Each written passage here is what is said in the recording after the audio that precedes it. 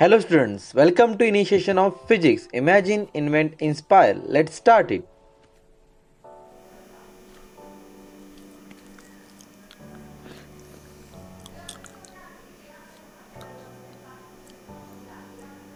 Hello class. अभी हम पढ़ने वाले हैं जो वीडियो लेक्चर है is about vehicle on bank road, banking of road, bank road. ये जो भी टॉपिक है, ये जो सारे टॉपिक से एक ही रिलेटेड है, लेकिन ये जो टॉपिक है जो सबसे इम्पोर्टेंट है इन सर्कुलर मोशन मेरे हिसाब से, क्योंकि ये जो टॉपिक दिया गया है आपको, इसे वाइडली, बहुत ज़्यादा वाइडली एप्लीकेशंस है डेली वेजेस में। ठीक है, अभी हम पढ़ते हैं कि बैंक रोड मतलब क्या होता है, बैंकिंग ऑफ रोड का मीनिंग क्या होता है। ये पढ़ने के बाद हम पढ़ेंगे most safe speed, banking of angle. ये आपको डायग्राम पूछ सकता है ये बैंकिंग ऑफ रोड की, जो अभी हम डेरिवेशन में पढ़ने वाले हैं 2 मार्क्स के लिए, या फिर डेफिनेशन पूछ सकता है 2 मार्क्स के लिए, what is mean by bank road, banking of road. ठीक है ना। तो मैं सबसे पहले आपको बताता हूँ कि बैंकिंग ऑफ रोड मतलब क्या होता है। नॉर्मली जो रोड्स रहते हैं वो हॉरिजॉन्टल रहते हैं, इस तरह से रहते हैं। मतलब अगर हम रोड देखेंगे, ये जो रोड है वो ऐसे प्लेन रहते हैं, उसके में इसमें कोई हाइट नहीं रहती, कुछ नहीं रहती। लेकिन अगर हम बैंकिंग ऑफ रोड में देखेंगे तो जो आउटर एज है या फिर जो इनर एज से आउटर एज को थोड़ा ऊपर उठाया जाता है। अब आउटर एज और इनर एज कैसे डिफाइन करें हम, ठीक है। तो हमें पता है कि सर्कुलर मोशन, मान लीजिए दिस इज अ ट्रैक, ठीक है, जो हमने व्हीकल ऑन हॉरिजॉन्टल ट्रैक पे पढ़ा था, वो ट्रैक है यहाँ पे। ठीक है, अगर हम इस तरह से अगर टर्न करेंगे, यहाँ से टर्न करेंगे, ठीक है, टर्न करने के बाद जो ये आ गया रेडियस, वो जो एज आ गया यहाँ पे, ये एज क्या हो गया, इनर, ये क्या हो गया, आउटर। अगर हम टर्न ऐसे करेंगे यहाँ पे, ठीक है, तो ये क्या हो गया यहाँ पे, इनर, ये क्या हो गया यहाँ पे, आउटर एज। तो इस तरह से इनर एज और आउटर एज हम इसको डिफाइन कर सकते हैं।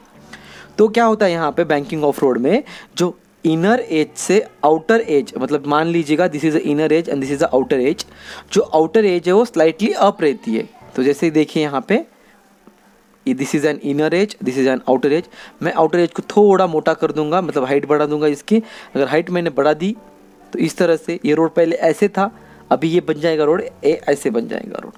ठीक है, this is an example of banking of road. और ये banking of road daily uses पे बहुत ज़्यादा यूज़ होता है, इसका एप्लीकेशन बहुत सारे हैं। ठीक है, ये जो बैंकिंग ऑफ रोड पे यहाँ पे दिया गया है, जो पहले हॉरिजॉन्टल था उसको हमने बैंक कर दिया।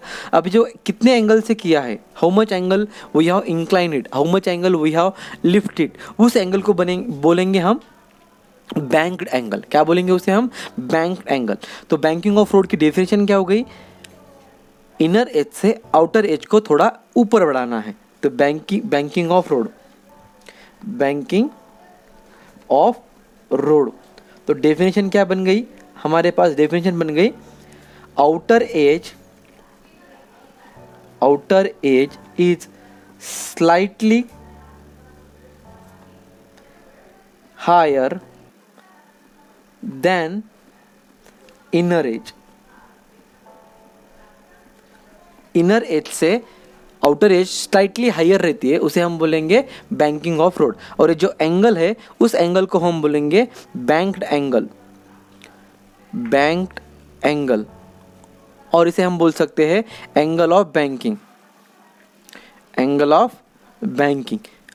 ठीक है, तो एंगल ऑफ बैंकिंग ये ज़रूरी क्यों है, इसका जो एप्लीकेशन है ये ज़रूरी क्यों दिया जाता है, वो अभी हम पढ़ते हैं। Vehicle on bank road mainly जो दिया जाता है, वो दिया जाता है सेंट्रीपिटल फोर्स को बैलेंस करने के लिए। क्या होता है, सेंट्रीपिटल फोर्स को बैलेंस करने के लिए। हमने पढ़ा है कि अगर कर्व रोड पे व्हीकल घूमती है तो उसे जो फोर्स लगता है वो सेंट्रीपिटल फोर्स लगता है अंदर की तरफ, और सेंट्रीफ्यूगल फोर्स लगता है बाहर की तरफ। यहाँ पे देखिए हमने बैंकिंग ऑफ रोड की डिफाइन किया है, ठीक है। आप इसे पॉज करके भी लिख सकते हैं या फिर मेरे साथ साथ भी लिख सकते हैं।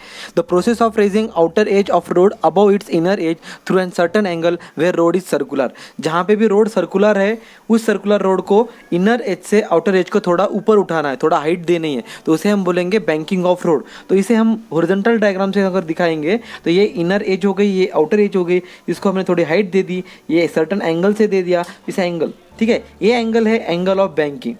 क्या है ये angle, angle of banking, angle of banking.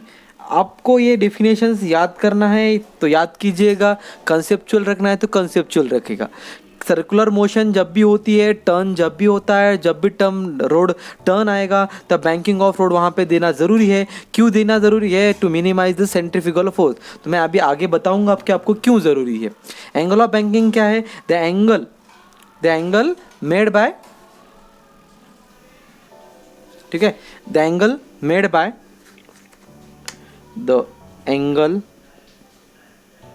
Made by ये सरफेस, ये इंक्लाइन सरफेस है, ठीक है ना। ये जो इंक्लाइन सरफेस ऑफ रोड है, सरफेस ऑफ रोड और incline surface of road, incline surface of road with, अब ये कौन सा सरफेस हो गया? Horizontal surface, with horizontal surface, with horizontal surface. अब यहाँ पे देखेंगे जो एंगल बन रहा है इसको नोट करते हैं हम थीटा से, इसका बहुत ज़्यादा इंपॉर्टेंस है, ठीक है। ये जो हो गई उसकी हाइट हो गई, हम इसे एच से डिनोट करेंगे। ये जो हो गया वो क्या हो गया? Width of road. क्या होगा? ये विड्थ ऑफ रोड हो गया। तो अगर हम देखेंगे यहाँ पे ये हाइट होगी, ये विड्थ ऑफ रोड हो गया। तो यहाँ पे देखते हैं अभी कि W is width of road, width of road वो भी हॉरिजॉन्टल वाला। यह चीज़ हाइट, सर्टन हाइट, ठीक है, जो हाइट से हम उसको ऊपर उठाने वाले हैं। तो टैन थीटा जो बनने वाला है हमारा, टैन थीटा इक्वल टू क्या बनेगा? अगर हमें याद रखना है तो पंडित भद्री प्रसाद हर हर बोले साइन कॉस और टैन, ठीक है ना। याद रखने के लिए सिंपल ट्रिक्स है। पंडित भद्री प्रसाद हर हर बोले, टैन थीटा इक्वल टू क्या? P by B. P यानी परपेंडिकुलर, B यानी बेस, तो परपेंडिकुलर बाय बेस। तो परपेंडिकुलर बाय बेस क्या है हमारे पास? परपेंडिकुलर हाइट है और ये क्या है? विड्थ है। अब ये जो टैन एंगल थीटा कितना रहता है ना? 10 degree, 20 degree, 90 degree, 30 degree, 40 degree, कितना रहता है?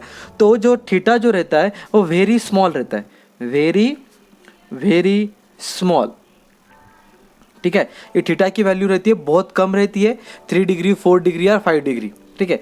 लेकिन अगर जो स्पीड वाले रोड रहते हैं, जहाँ पे बहुत ज़्यादा स्पीड है, ट्रैक्स रहते हैं, स्पीड वाले ट्रैक्स जो रहते हैं, वहाँ पे जो थीटा रहता है वो थोड़ा बड़ा रहता है। जैसे हमने पिछली डायग्राम में यहाँ पे ट्रक देखा था, जो ट्रक मूव कर रहा था, वहाँ पे जो एंगल दिया गया था वो बहुत ज़्यादा दिया गया था।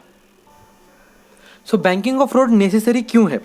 अभी देखिए यहाँ पे कर्व रोड पे अगर कोई व्हीकल मूव हो रही है तो उसे जो सेंटर की तरफ लगने वाला है सेंट्रीपिटल फोर्स लगने वाला है, सेंटर जो बाहर जो लगना है वो सेंट्रीफ्यूगल फोर्स लग रहा है, ठीक है। अभी देखिए यहाँ पे फ्रिक्शन फोर्स जो होगा वो इस साइड लगेगा, ठीक है। और फ्रिक्शन फोर्स अगर दोनों ऐड हो जाएंगे यहाँ पे, अगर दोनों ऐड हो गई तो गाड़ी क्या हो जाएगी? बाहर निकल जाएगी सर्कुलर ट्रैक से, ठीक है। सर्कुलर ट्रैक से बाहर निकल जाएगी, दोनों का बैलेंस नहीं हो पाएगा। दोनों को बैलेंस करने के लिए बैंकिंग ऑफ रोड देना नेसेसरी है। तो नेसेसरी क्यों है बैंकिंग ऑफ रोड? कि इसके जो पॉइंट्स है नेसेसिटी के, बैंकिंग ऑफ रोड क्यों देना ज़रूरी है? Necessity of banking of road. तो सबसे पहला पॉइंट ये है कि जो centripetal force is provided by the friction force, क्या हो जाएगा? Centripetal force is provided by friction force, ठीक है। गाड़ी स्किट ना हो, अगर फ्रिक्शन फोर्स कम हो गया, सेंट्रीपिटल फोर्स ज़्यादा हो गया, फ्रिक्शन फोर्स ज़्यादा होगा सेंट्रीपिटल, तो गाड़ी स्किट हो जाएगी। So the forces will be unbalanced और व्हीकल विल बी अनबैलेंस्ड, और व्हीकल अगर अनबैलेंस हो जाती है तो कुछ भी हो सकता है, ठीक है। फॉर हाई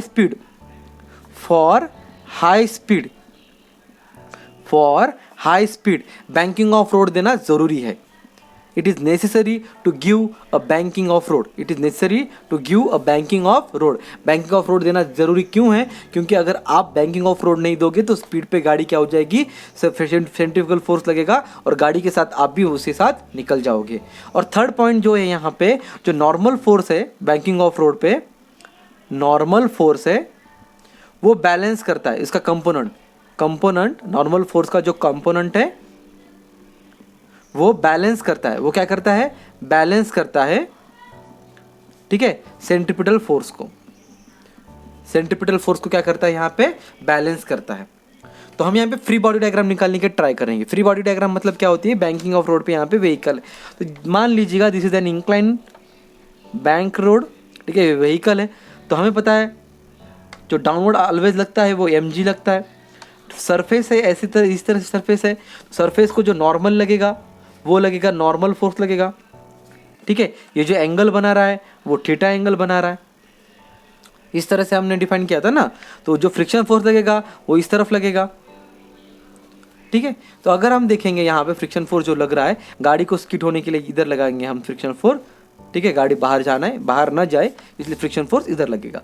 अब देखते हैं कि जो फ्रिक्शन फोर्स यहाँ पे लग रहा है, mg भी लग रहा है। This is a free body diagram of a banking of road. तो इस क्लास में हमने ये पढ़ा, what is mean by banking of road, what is the angle of banking, what is necessity of angle of banking. आपको ये याद रखना है तो याद रखिए, आपको ये अगर थ्योरेटिकली समझना है इसको थ्योरेटिकली समझिए, ठीक है। तो बैंकिंग ऑफ रोड क्या है, outer edge is slightly higher than the inner edge. तो हमने देखा था यहाँ पे डायग्राम में, देखिए जो बहुत ज़्यादा बैंकिंग ऑफ रोड दी है, क्योंकि ये हाई स्पीड के लिए, जब जो ज़्यादा हाई स्पीड हो जाती है तो यहाँ पे एंगल ऑफ बैंकिंग भी बहुत ज़्यादा हाई देना पड़ता है। तो अगला जो लेक्चर होगा हमारा, क्योंकि 10 मिनट के ऊपर जा रहा है, तो अगला जो लेक्चर होगा most safe speed, banking angle and speed limit के बारे में होगा। बैंकिंग एंगल हमने देखा है, बट कितना होगा, क्यों होगा, कैसे होगा, वो अगले लेक्चर में हम देखने वाले। Thank you so much for watching this videos. Stay tuned with initiation of physics.